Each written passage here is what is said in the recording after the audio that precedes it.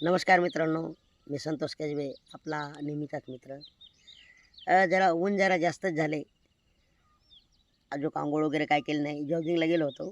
पण चला म्हटलं थोडा महत्त्वाचा विषय आहे, जरा मित्रांना शेअर करावा आपल्या. ऊन जास्त झाल्यामुळं उष्णतेची लाट आणि एल निनोचा सध्या प्रभाव जास्त जाणत आहे. तर तुम्ही म्हणतान हे एल निनो म्हणजे काय आहे?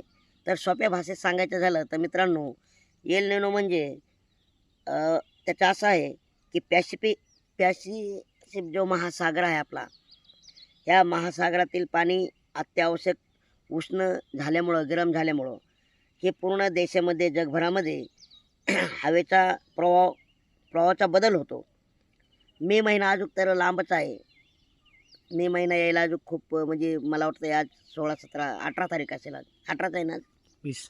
हां, 20 तारीख असेल. हा 10 दिवस मे महिना सुरू व्हायला टाईम आहे. आत्ताच एवढं उष्ण म्हणजे असं वाटतं की उन्हामध्ये नको नाही. तर थोडी काळजी घ्या. कारण काय झालं की पाणी कुठं भेटत नाही आहे.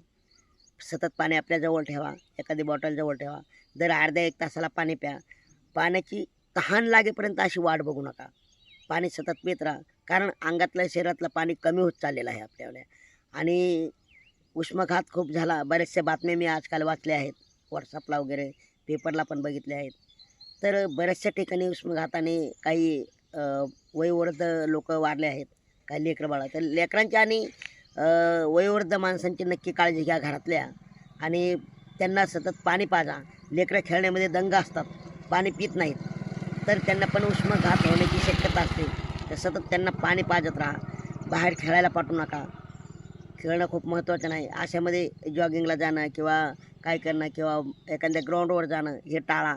आणि सर्वात महत्त्वाचं म्हणजे थोडी सर्वांनी एकमेकाची काळजी घ्या आणि उष्णतेपासून वाचा.